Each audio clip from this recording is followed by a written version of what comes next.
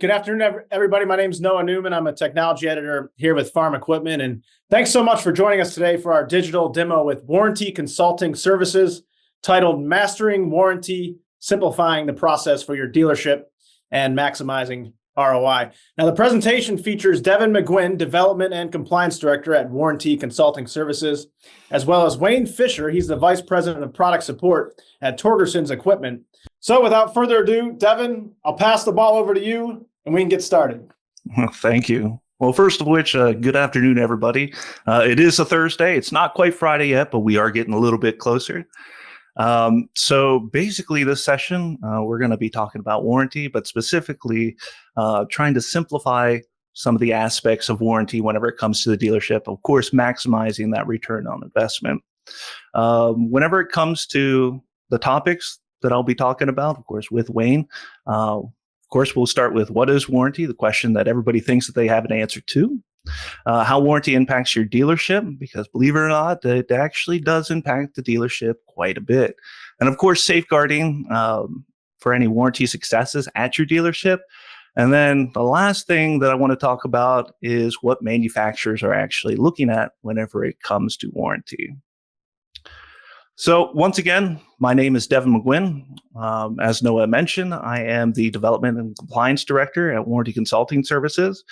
Basically at Warranty Consulting Services, or WCS, for those playing at home, we basically help dealerships whenever it comes to any needs warranty related, especially on the administration side and the training and knowledge-based sides as well. Of course, there are situations where dealerships are perfectly set up to handle warranty, but there are many situations as well where dealerships either don't have the infrastructure or need support with their warranty processes. A little bit of background about me.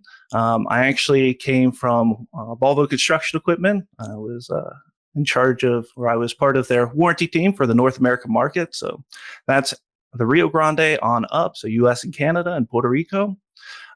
So whenever it comes to warranty, I want to get this off my chest right away. Whenever people think of warranty, they think, hey, Devin, how can you jazz this up? How can you make it fun? I can't. Warranty sucks. And I've been in the industry long enough that I feel that I can honestly say that without getting in too much trouble. So yes, warranty sucks. It is not fun. It is very hard to jazz up in any format whatsoever, but it is pivotal and it is very important whenever it comes to your dealership and the business and the industry as a whole. I would like to introduce Wayne from Torgerson Equipment. Wayne, I'll give you a couple minutes to explain why you're here helping me out. Okay. Thank you, Devin. And thank you, Noah, for giving us this opportunity. Torgerson's started its road down the road of being a complex in the early 2000s, 2001.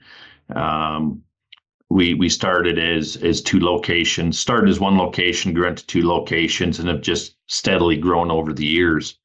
Once we reached 3 or 4 locations, we realized that we needed to have centralized warranty, and we had a person in place to do that. Then, as we kept continuing to get larger and growing, and we brought on multiple locations at once, and we also brought on construction, which brought a myriad of different vendors.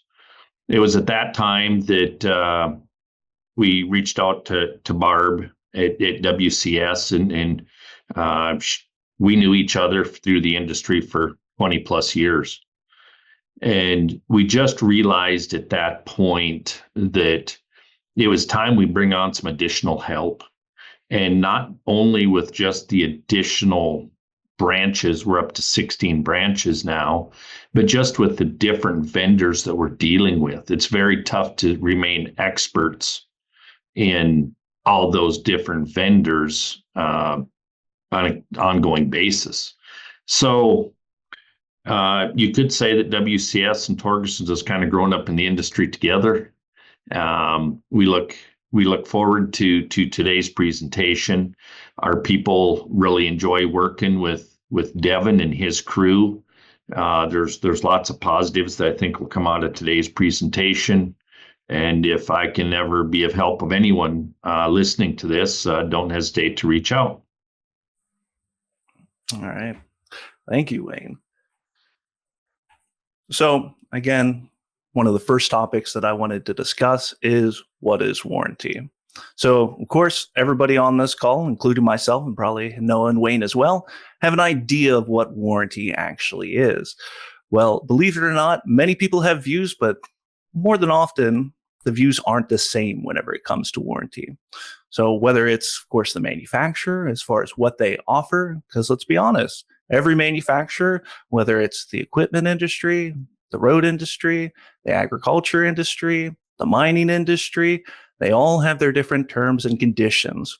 And of course, whenever it comes to those warranty users manuals, policy procedure guidelines, dealer operating guides, so on and so forth, they're basically pieces of papers or warranty Bibles, if you will, about what is and what is not eligible for warranty and how it is handled with that manufacturer. But I want to start off by trying to boil it down as much as humanly possible. Whenever it comes to warranty and you read through all those terms and conditions, regardless of who the manufacturer is, you always come across the same phrase and the same verbiage, and that is defective material and or workmanship. So whenever it comes to any manufacturer, typically you will see that warranty is based off of defective material and or workmanship. So in case you're wondering, you may have an excellent customer that you just sold a brand new piece of fill in the blank. And that customer, being a great customer that they are, runs that piece of equipment into a ditch or hits a tree. So obviously, in this situation, it's a brand new piece of equipment. It has warranty, of course, but in that situation, it is not eligible for warranty simply because there is no defective material and or workmanship.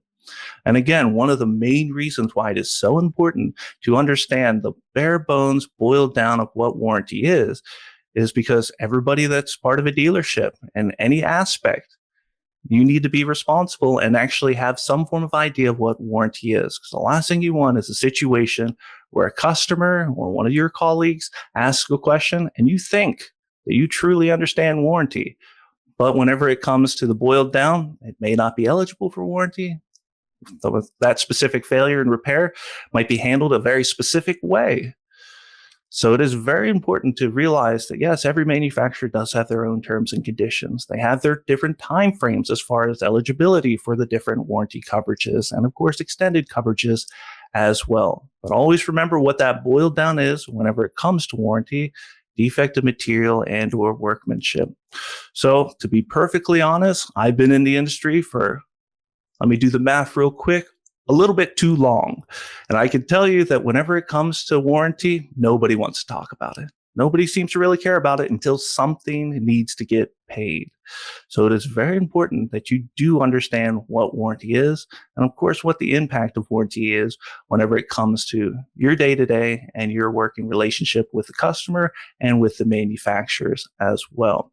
Again, this is something that is very important.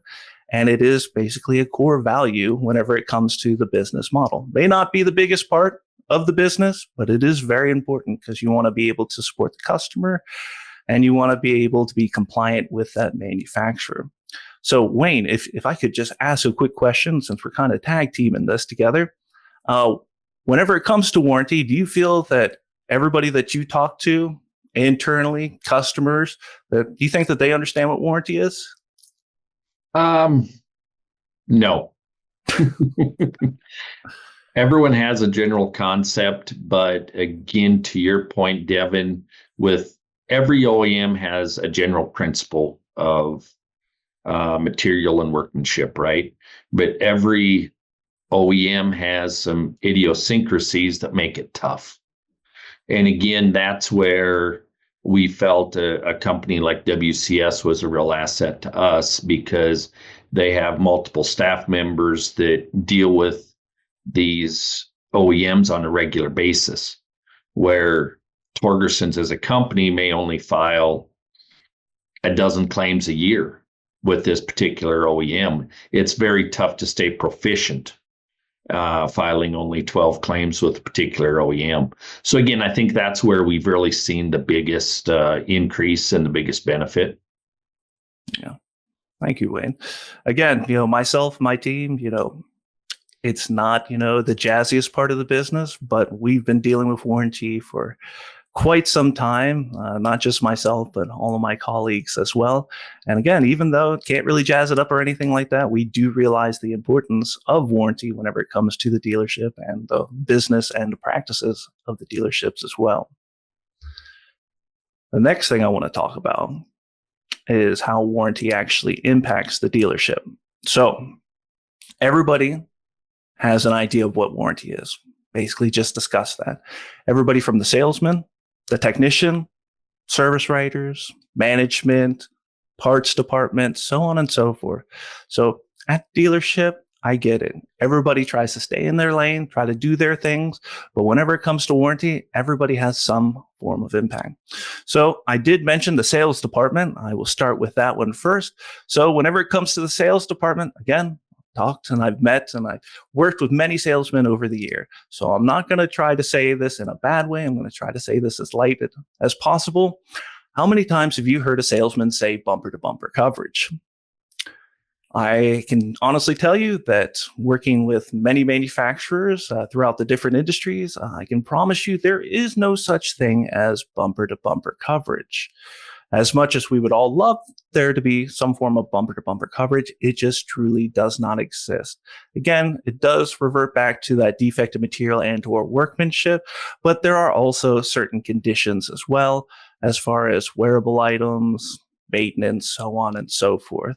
So on the avenue of the salesman, they need to be aware of what warranty is whenever they are selling a piece of equipment or a machine to a customer. If there's a situation where the salesman says, yep, you're good, you're covered for 6, 12 months, 24 months, whatever the situation or the terms are, and they say bumper to bumper, that is a tough thing to swallow because, again, that customer thinks that they are absolute golden. And then they do have a situation where they run that piece of equipment or that machine into a ditch or hits a tree. And at that point, it's not eligible for warranty. As much as I would love for it to be warranty, I can tell you the manufacturers, they will look and they say, nope, this is not a defective material and or workmanship. So salesmen, they may not think that they have anything to do with warranty other than purchasing extended coverages and letting the customer know exactly what warranty is available against brand new piece of equipment that they're selling to them. But it is very important, since they are talking to the customer, that they are relaying the most appropriate and accurate information. Same kind of goes with the technician. Love technician. Worked with a ton of them over the years. All right, but let's be perfectly honest. Whenever it comes to a technician, what do they want to do? They want to fix that machine, and they want to move on to the next repair. Can't fault them for that. But they need to be aware that whenever it comes to, first off, conversing with the customer, making sure that they're not promising anything that they shouldn't promise, or not identifying, situations that may or may not be eligible for warranty. But also, whenever it comes to a technician, all the information necessary to file a warranty claim basically comes from a technician. Anywhere from the work order write-up, which, to be perfectly honest, is very important. Identifying, of course, what the complaint was, what the cause of the failure was, and then, of course, what corrective actions were taken to complete the repair. All that information is very important. Again, back in the day, easy situations. Machine broke, fixed. Everything was straight pipes, but nowadays, the equipment industry, the agriculture, the mining industry, it's all changed and evolved at a very rapid rate. So in the past, you may have been able to get away with filing a warranty claim and just saying that it broke and fixed. But unfortunately now, they're looking for more and more information because the equipment and the machines are becoming more and more complex. So I can tell you that whenever it comes to warranty claims, it's heavily reliant on the information that a technician provides. So, everybody on the call, think to yourself, do your technicians know what warranty is, and they know what aspects of information are necessary to provide a good warranty claim? Because I'll be perfectly honest with you. Again, the technician, they want to do the repair, they want to move on to the next repair. They don't provide good information, and at that point, the service writer, the warranty personnel will have to go back to them and secure that additional information that was left off of the original write-up and work order. And in that situation, multiple people are touching it multiple times. And probably more importantly, it causes a delay in the reimbursement process. So the better information you get from the technicians from the get-go, that's one time that they have to touch that work order. That's one time that they have to think about the repair and not have to go back to it. Also, whenever it comes to management teams, whether it is a service manager, parts managers, anything like that, being aware of how warranty works at the dealership. Because again, management, talks to customers. They have a finger on the pulse of their industry within their area of responsibilities. So it is very important that, hey, they're relaying the proper information, not just to customers, but also internally as well. One of the things that I always push for whenever I talk about warranty and the impact that it has at a dealership, everybody needs to be aware that they have some form of responsibility or accountability whenever it comes to warranty. I mentioned about the sales department, I mentioned about technicians, management, whether it is service management, parts, anything like that. It is very important that everybody realizes in the dealership that they have some skin in the game whenever it comes to warranty. Wayne, did you have anything to add on that front? No, I think very well spoken, Devin. The other thing that we've really noticed is obviously budgets are getting tighter, margins are getting thinner, not just for us, but for the OEMs as well. So we're finding if the OEM can find any kind of loophole or technicality to ding the dealership on, they're taking advantage of it. Where 10, 15, 20 years ago, there was more of a, hey, take care of the customer, we'll take care of you on the backside. Those days are gone. And it's just more and more important that like you said, Devin, are the salespeople, the management team, and the technicians all on the same page. So we're saying the right things to the customers. So we still portray a very positive image to the customer. We're there to take care of them. We will take care of them. We will stand behind warranty. But what is warranty and what will warranty cover? What won't it cover? So, thank you, Wade. So that actually kind of leads into the next thing I want to talk about, and that's safeguarding yourself for success in warranty. So, as we were just talking about, and as Wade, touched on, like making sure that everybody is on the same page is very important, because the last thing you want is for a commitment whenever a commitment shouldn't be made. Of course, you're going to try to do right by the customer by all means, but there are situations where salesmen, they say, hey, this will be covered by warranty. In actuality, either the failure and repair, it doesn't qualify for warranty, or the piece of equipment just does not have any form of warranty coverage available on it. So at that point, you at the dealership, you're hooked, because there was already a verbal agreement with the customer that, yep, this would be handled. But unfortunately, after the fact, you realized, like, no, this is not eligible and this is not compliant as far as being eligible for warranty. So whenever it comes to safeguarding, of course, making sure that everybody is on the same page, but also making sure that proper actions are being taken to make sure that everybody is always on the same page. I'm just going to ask the question. It's kind of a rhetorical question. If you want to answer to yourself, that's perfectly fine as well. But whenever it comes to training at your dealership, whether it's technician, sales, parts, executive management teams even, does warranty ever come up in a conversation?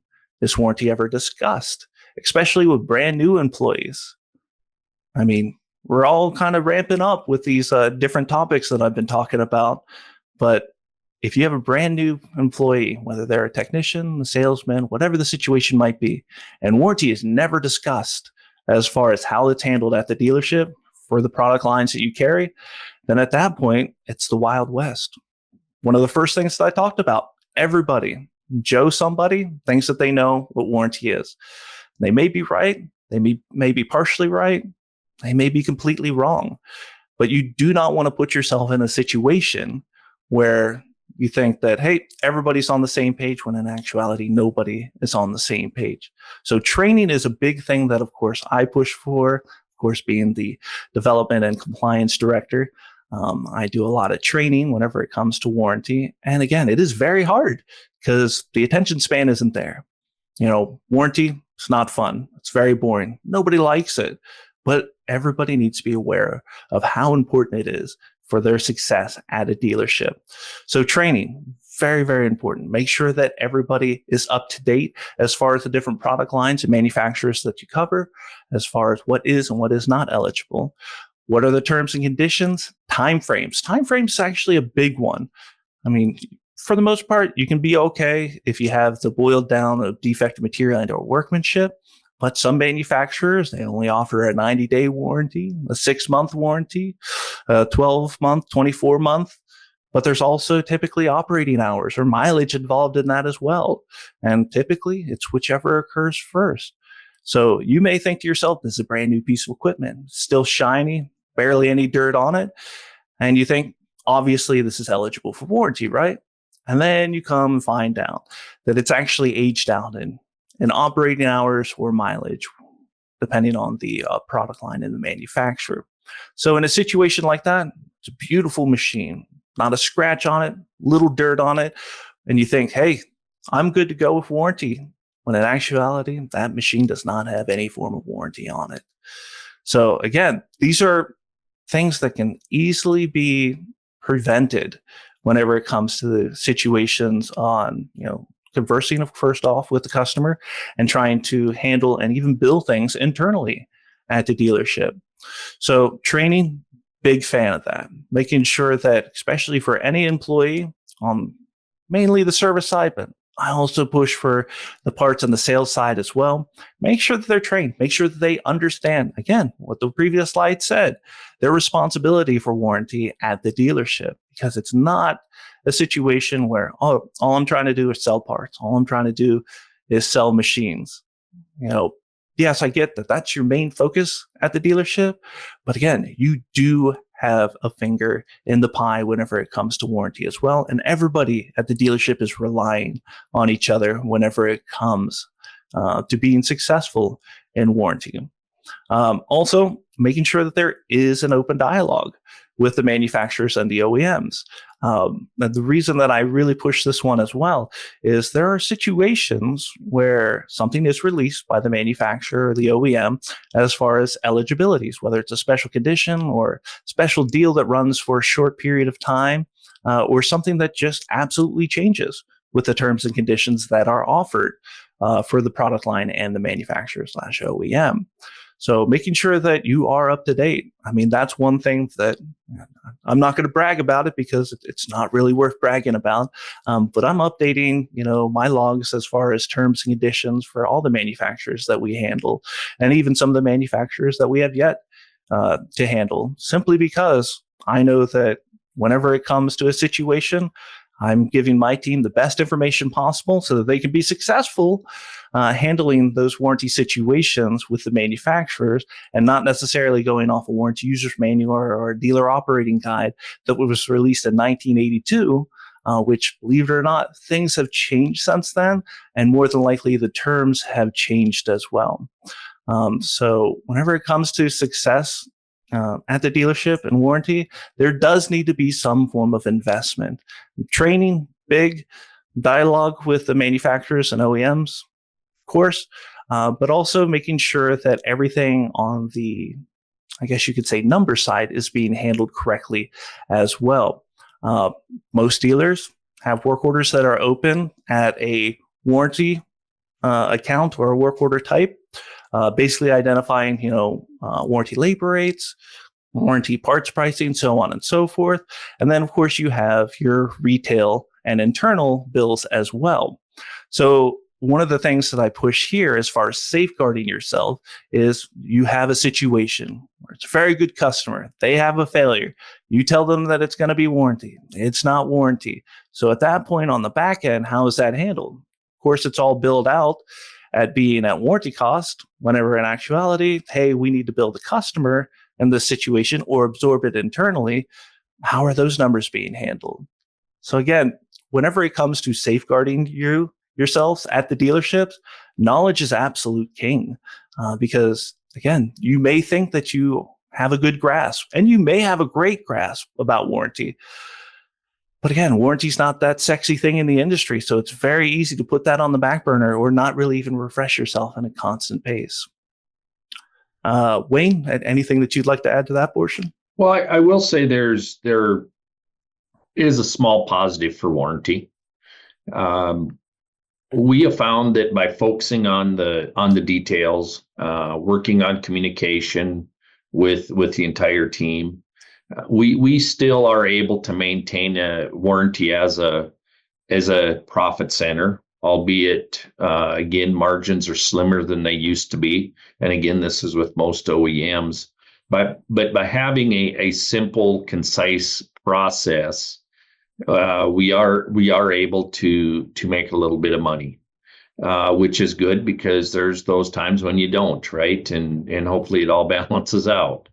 So again, I couldn't agree with you more, Devin. It's really up to dotting the I's and crossing the T's, and it's much more cumbersome today than it was 10 years ago. Yeah. When you remind me of people often say, "Hey, Devin, do you remember the good old days?" No, I do not. Unfortunately, I've been in the industry and I've been in warranty for a good amount of time. But the good old days of broke fix, unfortunately, I missed the tail end of that, and I wasn't a part of that. So again, it is a situation where, as Wayne mentioned, the margins are slimmer. Everybody's trying to do their best. But if it is simplified, everybody's aware of what they need to do and provide those details, as Wayne mentioned. It's much easier to be successful whenever it comes to warranty. Well, and to touch on that a little more, we have a much higher cost of sale today than we did even 5 years ago. If you look at technician wages, inflation to the dealership. So again, it really strengthens the fact that we need to have a very concise and precise process. Agreed. All right. One of the last things I want to touch on, manufacturers and their perspective whenever it comes to warranty. And again, I'm not bragging because it's really hard to brag about warranty. But I came from, the manufacturing side of the industries. And I can tell you, whenever it comes to the manufacturing side, it is a little bit different than whenever it's on the dealer side as far as how they view warranty. Of course, the manufacturers, the OEMs, this is an agreement made between, of course, the manufacturer, the customer, and the dealership as well. And of course, they're standing by their equipment, their machinery, which is great. But a lot of people don't realize that whenever it comes to warranty, it's not just about the monetary. Of course, the monetary is a big part of it. I'm not trying to move that away. But more and more manufacturers are looking at the information made available in claims for the technical information more so than the monetary amounts. Of course, the manufacturer, they have a warranty team. They evaluate and adjudicate claims day in, day out. Sometimes they have weekends and holidays off, but day in, day out, they're evaluating claims. And for them, of course, they're looking at the monetary, but they're also looking for information for those other stakeholders at the manufacturers, whether it's early field failure, parts engineering, product maintenance, yada, yada, yada. And for these other stakeholders at the manufacturers and the OEMs, they're looking at that technical information because that's information that's available typically against newer pieces of equipment. They can see the failure rates out in the field, even if it's a manufacturer that has a good avenue to escalate failures and concerns, basically a technical support avenue, whether it's THD with Ks or chain cases with Volvo, so on and so forth. So that's a great way for the manufacturer to get technical information, but it's been realized that you can get technical information from warranty claims. Good example here, whenever it comes to a failure. In the past, you didn't need a whole lot of information. One of the things that manufacturers are really looking at, fault codes, error codes. So whenever it comes to fault codes, error codes, I'll be perfectly honest, I may not know what a fault code, error code is against a specific failure. You may not know what that fault code, error code is specifically. But I guarantee you, whenever that information makes it to the manufacturer, that is absolute gold. So they're looking at more and more technical information because, to quote them, they want to improve the equipment that's out in the field, because a technical support case isn't open for every failure that occurs. But especially for the standard or the base warranty timeframes, hey, claims are being filed. We need information to evaluate this claim to begin with. So why don't we get additional technical information as well? So whenever it comes to the manufacturers, they all are a little bit different as far as what they mandate. Some mandate component part numbers and serial numbers whenever it comes to the machine cards. Others, may not care about it that much. Some manufacturers, they require photos. Four corners, close, far, failure on the machine, off the machine, repair completion. But not every manufacturer requires photos.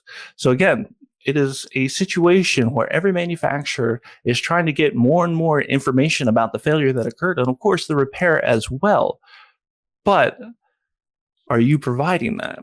And again, this is a situation where good, bad, or indifference, and as Wayne mentioned, the margins are becoming slimmer and slimmer, and budgets are changing. Most manufacturers, of course, won't mention that the budgets, may have gone down for warranty or anything of that nature, but they are trying to tighten the belts. And one of the things that they look at is the technical information and the information that is made available against these warranty claims. Again, of course, they want to improve their machines and their equipment in the industry and in their market. I get it. But to be perfectly honest, in the back of your mind, they're also looking for ways to maybe deny a claim, adjust a claim, or, make it so that the claim doesn't pay right away. And again, I'm not trying to make this sound shady or anything like that, but to be perfectly honest, I've seen these cases and situations in which, a claim might look perfectly good, but they might ask for something that they typically don't ask for. Or, it may just take a while to go through the evaluation process, so it hits the next month or something like that. So the best way to safeguard yourself and, prevent any situation is providing good information up front. That technical information, absolutely. Anything with a number on it, make sure that it's noted down. Pictures, pictures, pictures. I will never yell at a technician for providing too many pictures. Now, depending on what the pictures are, might create another conversation altogether, but pictures are a big thing in the industry now. Long gone are the days where you were waiting for a Polaroid to dry or developing film. Digital pictures, they're takes a mere moment and it costs nothing. I've seen so many warranty claims actually saved by photos being provided, where you may have a technician writes beautifully, very descriptive, details everything out, a William Shakespeare, if you will, of warranty write-ups. But the manufacturer might be reading it, and now there's just absolutely no way that this failure could have occurred. So it had to have been abuse or something of that nature. Whereas if you have photos, it is very hard for any manufacturer to argue with photos. So pictures, pictures, pictures, all this information. And I do understand that, especially on the technician side, they want to fix the machine. They want to go on to the next repair. I get all that. But they, again, need to be aware of what their actions do or what their actions are that actually impact what warranty is. So if it's standardized as far as providing the same information, regardless who the manufacturer is, regardless of if it is going to be warranty, customer bill, or internal, that's another thing that I try to touch on. Yeah, technician might be working on a machine thinking that, hey, this is customer bill. Joe's construction. Joe's a great guy. He always pays his bills, never really asks a question. So I don't need to provide a lot of information. Well, the repair is completed and it goes to the service writer and the service manager. Lo and behold, the repair actually falls under warranty. So at that point, you don't have the information that's necessary, or you have the minimum information that is necessary. So again, Joe might be a great guy, pays his bills, never asks any questions, doesn't need any details or anything like that. But making sure that both warranty work orders, customer bill work orders, and even internal work orders are handled the same is absolutely paramount, because you do not want yourself in a situation where you have a sizable repair, decent amount of time, decent amount of cost and material, travel, so on and so forth. And then, hey, Joe's not going to pay for it because it actually falls under warranty. Then at that point, everybody's scrambling. So making sure that everything is handled exactly the same, very, very important. Wayne, did you have anything that you wanted to add on that front? Well, you bring up a good point, and one of our best practices, and I know a lot of complexes do this, we write every work order as though it's going to be warranty, just because we feel if we need to document codes and calculations and the detail needed for warranty, the customer deserves that same information. And again, so we really use warranty as the benchmark of how you should write a work order. And that goes for our internal customers as well, which is our sales department, right? Mm-hmm. The customer's demanding more, whether they say they are or not. R&R transmission no longer is enough to collect a $24,000 repair bill, whether internally, externally, or warranty. So I really think the warranty process has made us a better dealership because it's held us to a higher standard. Very frustrating at times, to your point, Devin, more so than we would like, but it does raise the bar on how a work order should be written and followed up on. Mm-hmm. Oh, thank you, Wayne. So again, on the manufacturing side, I'm not saying that manufacturers are horrible people, that they're out to get you. But just be aware that they do view warranty different than you and I do. And not to interrupt you, Devin, but at the end of the day, the warranty department at an OEM is run by the accountants, right? And a variation of it, but yeah. Yes. Yeah. So you can't fault them for what they're doing. They're doing their job. But again, I think it really drives home the exact point you're making, that it's all the more reason why you have to have a very strong warranty process within your dealership to make sure you can collect the dollars that are available. Yeah, absolutely. So I'm just going to talk just really briefly, small little sales pitch about WCS, but I want everybody to think about one thing right now. You at your dealership, what is your warranty process? Do you have a good warranty process? Do you feel comfortable whenever it comes to warranty? And these, again, are just, questions that I don't specifically need an answer to, but I want you to think about, because again, nobody really thinks about warranty until something needs to be paid. So some of the things that we offer at WCS, of course, the administration service. So whenever it comes to filing claims, and we have an entire team that files claims and are very good at filing claims. And for those playing at home, filing claims is not fun, but it is something that is pivotal and very important to the dealership and to the industry as a whole. Warranty training, of course, it's more of my wheelhouse. To be perfectly honest, I will talk to anybody. I spend a lot of time talking to technicians in the service department, but I also talk to those sales departments. Again, nothing wrong with the sales team. Yeah, they're great people too. But their identity or their idea of what warranty is and how warranty is handled and portrayed to the customer is typically different than what's actually in the terms and actually set forth by the manufacturers. Also, I meet with executive management teams, basically to overview and let them aware as far as, hey, this is how warranty is handled for specific manufacturers or even as a whole, and trying to create a action plan for them to be, again, more successful in warranty. Because at the end of the day, whenever it comes to training, you're making everybody more successful. Everybody knows what part they have whenever it comes to warranty, what they need to provide for warranty. At that point, creates a more streamlined process. The documentation improves and the whole warranty experience. Again, I did use that word experience. I kind of cringed at it a little bit myself, but that whole experience does get a little bit smoother.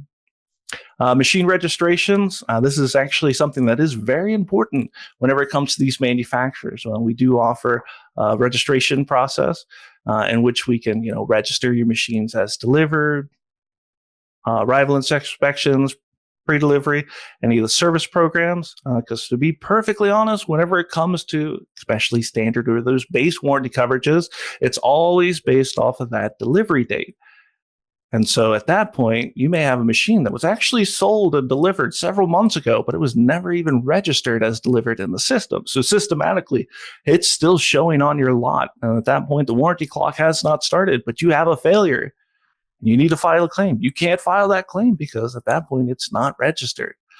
So that is something that we do also offer, especially to help alleviate the departments that either don't have a process or are struggling with the process of machine registrations.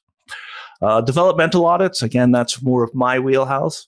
I actually do warranty audits at dealerships.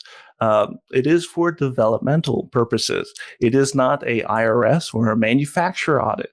So I go in and I, of course, look at the warranty claims, but I look at the warranty process as a whole to see areas of good practice, areas of improvement, and basically outline everything as far as warranty at the dealership. Good thing is I can't take any money back. I don't rat on you to the manufacturer if anything does come up, but it is developmental because, again, I know I sound like a broken record. Most people don't really think that much about warranty because it's boring. It's not exciting, but it is very pivotal to the industry and to the dealerships as well.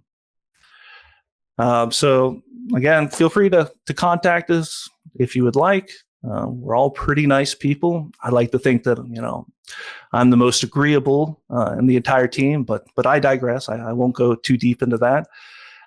So no, I believe at this time we were going to open it up for questions and answers.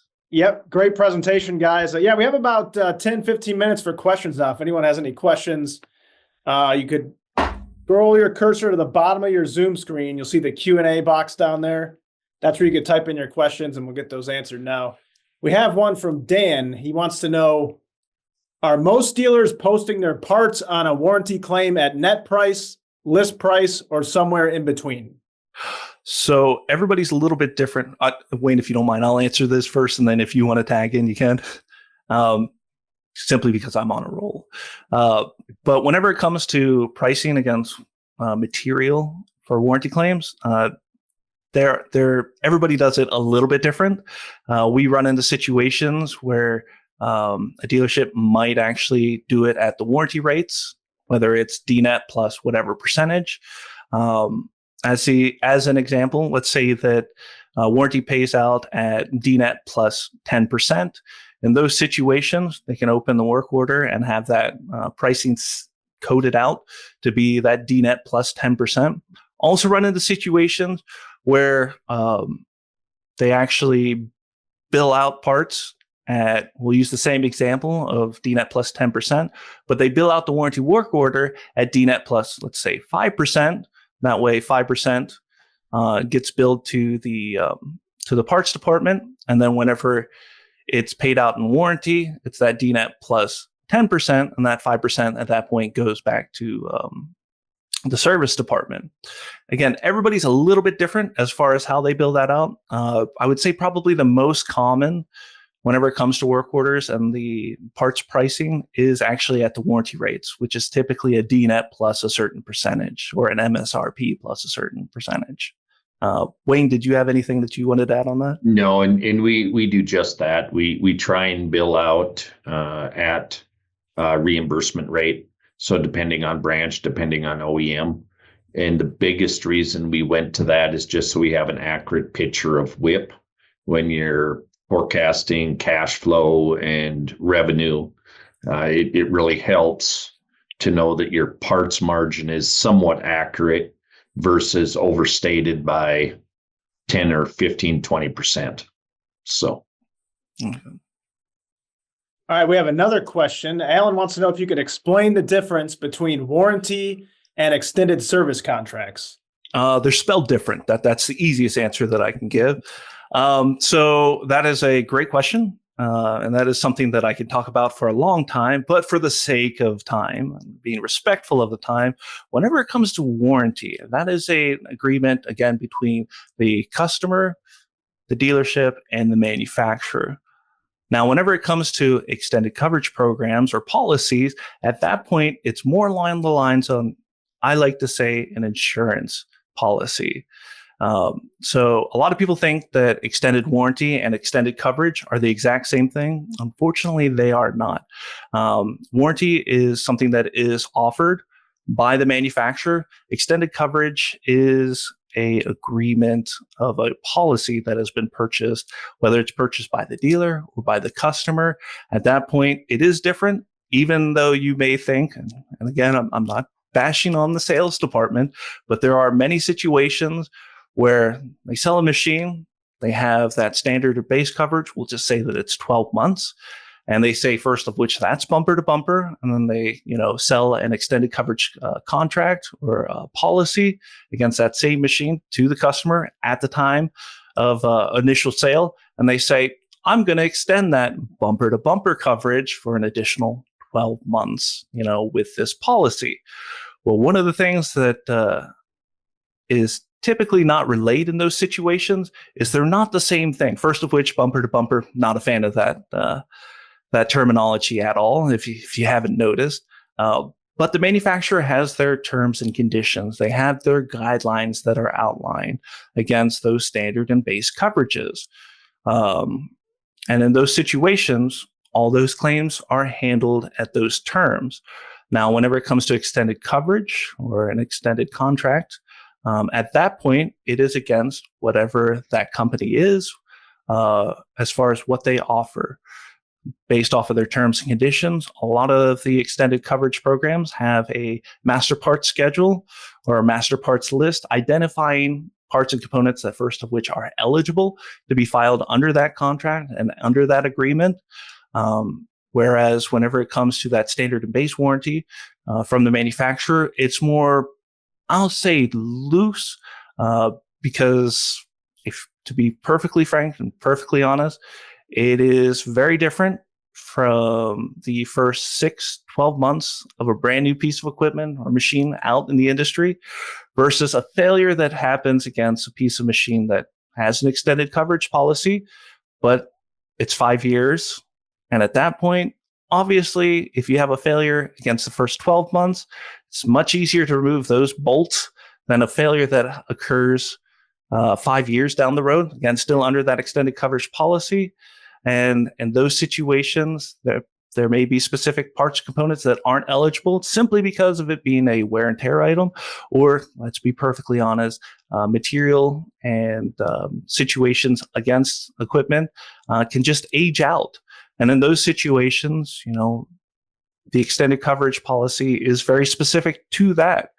It's the policy against that piece of equipment for the duration that was purchased by, again, the customer or the dealership in many situations. So I hope that was a good answer. I do have a tendency of going down rabbit holes, so I'm trying my best not to do that. Now, you provide a lot of details and perspective. So it's a good answer. We have another one coming in from the audience now. He says, my understanding is that warranty is between the manufacturer and the customer, but the dealer files the claim for the customer to the manufacturer. Would you comment on that? So that's kind of open. I always view it as an agreement between the manufacturer, customer, and the dealership as well, because the dealership has a area of responsibility for whatever the manufacturer it is and whatever the territory is set. So, there are, dealer contracts that are first which signed for specific territories against different product lines and manufacturers. And so in those situations, I would not say that it's a situation where it's an agreement between the manufacturer and the customer, but I would also loop in the dealership as well, because if you read a lot of the dealer contracts with the manufacturers, you're basically signing that you are responsible to support any customer in your territory whenever it comes to warranty, and of course support with the equipment and the machines. So I'm not 100% sure if that's along the lines of where the question was going. Wayne, maybe I can tag you in maybe a little bit on that one. I'd like to touch on that as well. Is I really look at it as a three-legged stool as well. The dealer, our goal is to take the best care of that customer as we can, so he buys his next serial number from us as well, right? So I really look at it is we're there on behalf of the customer to try and get the customer taken care of as the absolute best we can. So yeah, I mean, every contract, OEM contract, reads a little bit different, but we as the dealer are the face of the OEM to the customer. And I want that customer to know that we're fighting for them tooth and nail. All right. If anyone has any other questions or follow-ups, we have about 5 minutes left. Q&A box, bottom of your screen. I've actually got one for you, Wayne. So Devin talked about the importance of getting everyone on the same page when it comes to warranty in the dealership, and certain people not knowing what exactly warranty means. So Wayne, do you guys at Torgerson's have any kind of training courses, or what do you guys do to get everyone on the same page and make sure everyone's up to speed on warranty? Well, our primary OEM is the C&H brands, Case IH, Case, New Holland Construction. So the technicians are required to take that training there. But we do have one person on staff that does travel to all of our locations and trains all new technicians on the very stuff Devin is talking about, of what makes a good story. If you have a $10,000 claim, you need a $10,000 story, right? And it can't just be a novel. It needs to be data points. It needs to be voltmeter readings. It needs to be EST logs. It's much more than it used to be. So we do have a pretty vigorous warranty training process. There's always room for improvement, because we always run into those warranties that if it would have just been said a little bit different, we could have done better. But like I said, with the margins as tight as they are anymore, you can't afford to not do warranty or take a beating on warranty, because the margins aren't there to make up for it. So we have a fairly vigorous training process. Got you. Thank you for that. And we have another question now. Andrew wants to know, when warranty doesn't approve an amount of labor on a warranty claim, what are dealerships doing? Are they eating the cost or billing the customer? So that is an excellent question. I would say a fair amount of manufacturers, they have some form of an appeal or a discrepancy process, in which if a claim is denied in full or in part or adjusted heavily, at that point, there is typically, not every manufacturer is this way, but typically you can plead a case to them. And most of the time, whenever it comes to labor, which, let's be honest, that's the main pivot point whenever it comes to warranty, because the material price is the material price. There's no real arguing against that. Where whenever it comes against labor, there typically is a firm discussion. I won't say argument, a firm discussion and disagreement typically as far as the reimbursement level. So the first thing that I always say is, did you provide enough information?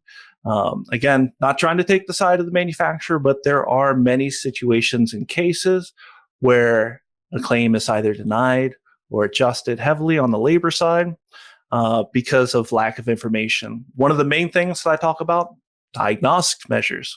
There were diagnostic measures taken, make sure that they're being noted down to the extent of what was actually performed, and of course the values as well. But something that a lot of people don't think about, complications. The example that I always give for this is a turbocharger. Turbocharger, typically it's 4 bolts, on and off, no big deal, right? Well, it's not a big deal against a brand new piece of machinery, but a machinery that's been out there working for a period of time, those 4 bolts, might be rusted, might be seized, And then in those situations, you may have to heat up those bolts. You may have to drill and tab those bolts. And that's additional time that's necessary to actually complete the repair. Whereas if the technician just writes down broke, fixed, or replace the turbocharger, then at that point, the manufacturer, whether it's a standard repair time or a time guide that they offer, where they're just looking at what they feel is a reasonable time to pay, they will pay the minimum because they don't know any of the complications that you came into. But whenever it comes to situations where labor is not paid out, there are, of course, several avenues. And to be perfectly honest, it's all at the dealership level as far as how they want to handle it. I'm a big fan of billing customers for non-warrantable amounts, simply because I like the idea of getting paid first off retail rather than warranty rates, but also making sure that you don't run into a situation where there's a habit where the customer may be a great customer. I'm not saying that customers are bad or anything like that, but they need to be aware that sometimes they may have to be on the hook for certain items that aren't covered, one of which being labor. But labor is, of course, a little bit different because you may have your best technician, you may run into those complications, and you fight tooth and nail, but the manufacturer just won't budge on that labor. So at that point, sometimes it is handled as a internal absorption, typically at cost and not at those warranty rates. Wayne, did you have anything you wanted to add to that? No, we again fight tooth and nail. We often go to the field rep for the OEM to try and sometimes you can get some policy dollars. We work our tails off to make ourselves complete. We also do hold a small amount in reserve on the whole goods sale of that piece of equipment to cover non-warrantable items, such as tech travel, right? Mm-hmm. So we do try and collect as much as we can. And again, to give your company a little bit of some kudos, Devin. Again, when it comes to all these other OEMs that maybe we don't deal with as much, your team knows, okay, where can you get away with generic time? What is the parameters we have to work within? So again, that kind of goes back to knowing the details of each manufacturer and making sure your people understand that so we can collect as much as possible. Ron chimes in from the audience. He says, have a good system in place to ensure failed parts are brought back, organized, and kept for specified amount of time. Thank you for that comment there. And hey, it's almost 3:00 Central Time here, so I think we have to wrap things up. But Devin, Wayne, any last words before we part ways here? Well, I guess I'll answer the question that wasn't asked, but a lot of people are thinking, does my wife actually know what I do? No. See, warranty is so boring that even after all of these years, she's not 100% sure of what I actually do. So if that is any indication of how boring and how, let's be honest, not that many people care about warranty, my life falls under. Well, hey, you make it exciting. And judging by the amount of people we had sign up, and people are interested, so I try. I give you credit there. Thanks. Yeah, and I would just touch on Noah. It's great being part of an industry where a number of the participants in this call, I recognize their names and their organizations, and we're here to help each other out. So if the Torgerson organization can ever be of assistance, or if I can be of assistance, we want to see all of us succeed and be successful. So just thank you for the opportunity. Yeah. Well, thank you guys for the presentation. Thank you to everyone who attended. And as a reminder, today's presentation and audio will be made available on the Farm Equipment website if you'd like to review what was talked about or share it with any of your coworkers or anyone else. You also receive an email within 48 hours of the recorded presentation, so watch your email for that. But on behalf of Warranty Consulting Services and Farm Equipment, thank you so much for joining us for today's presentation. Thank you again, Devin and Wayne. And hey, please feel free, anyone out there, to reach out, let us know what you thought of the live event. And if there are any topics you'd like to see us cover in future digital demos or webinars. And thanks again. Thanks for spending part of your busy day here with us, and hope everyone has a great day. Have a good one, everybody. Thanks.